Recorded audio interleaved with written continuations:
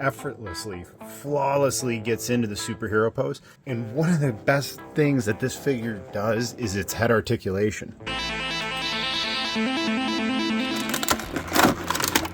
Yes.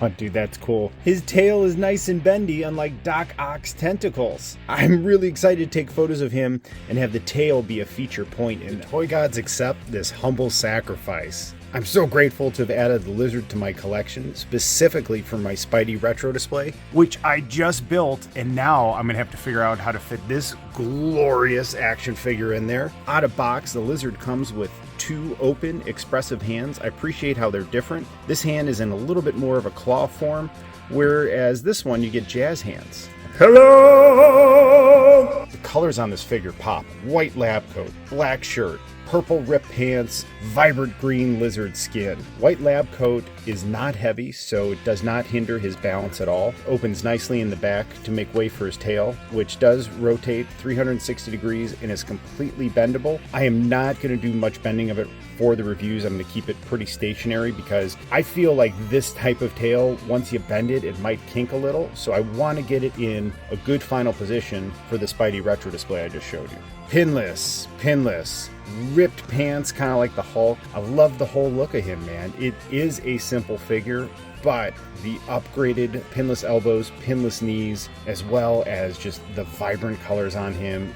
This is a cool expression, as if like he's coming to and he knows Peter Parker's his friend, and maybe he's like trying to say, Peter, stay away.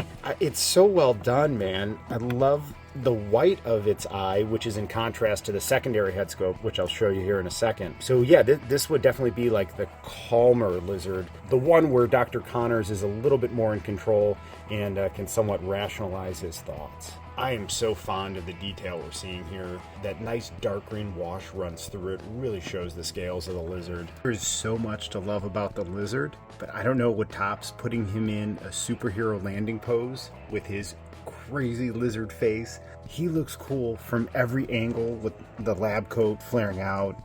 And then once I get comfortable with how I really want to position the tail, I will bend it effortlessly, flawlessly gets into the superhero pose. And one of the best things that this figure does is its head articulation. The neck itself is really long, and check out the rotation you get with it. And then once you isolate the neck, the head itself gets really good movement and rotation. So it allows you to put his head and neck in various positions depending on where you want him in your display or with the toy photography. Look at that. Man, I can't get over how good he looks in this pose. And then just to give you guys perspective, like, you know, just changing where the head tilts gives you different variations of it. Ooh, I kind of like that, man. Plain black shirt. All of the lizard's rotation comes at the rib cage and above. And then you have the ab crunch with it. It makes for a very nice posable figure. And one of the things that you can really admire when you put him in the superhero pose is the lack of pins on the double jointed elbows, as well as the pinless double jointed knees. Staring at him takes me back to the first episode of the Spider-Man cartoon. He looks just like him. And I do want to take a second here to appreciate the feet. I'm not into feet. But for those of you that are, he has some huge claws. You can see the crocodile skin. It's really well sculpted.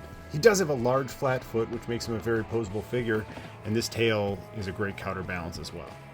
The second head sculpt that comes with the lizard is the clear winner, and will be the head displayed in the Spidey retro display. Dude, those yellow eyes are staring right through me, man. First of all, I never want to be in a sewer, and second of all, if I'm in a sewer, I definitely don't want to come across this face, man. I love the way the tongue rolls over underneath.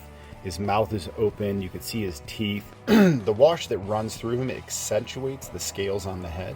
I'm spectacular. The lizard comes with 2 other hand sculpts. He comes with a right fist, which looks really cool. I really appreciate having a punching fist and a grip fist, and I'll show you the accessories he's going to grip in just a second, but it would have been cool to have a second grip fist for the right hand because I envisioned him double fisting these nerdy science speakers. But I am so grateful for these accessories. They look so neat with him. Let's test out both of these nerdy science speakers with the lizard's left hand and pick a winner that will go in the Spidey retro display. First thing I want to note is that the beaker fits in the hand hand really well. It was designed well. Look at that. Doesn't fall out. I know that's a problem with a lot of Legends accessories where it doesn't sit in the hand right or it falls out. This thing sits perfectly. I like the yellow. I like the round shape of it. Maybe he's got his hand up in the sky and he's like really excited about his serum. He's like, yes, we will change the world. Yellow plays well off the black, purple, and white. I think this is really cool, man. This is a really cool look. Let's get a picture of him like this, and then we're going to try out the red beaker. This is my test run for the ultimate version of the lizard for the retro Spidey display. His right hand will be the claw reaching out at you.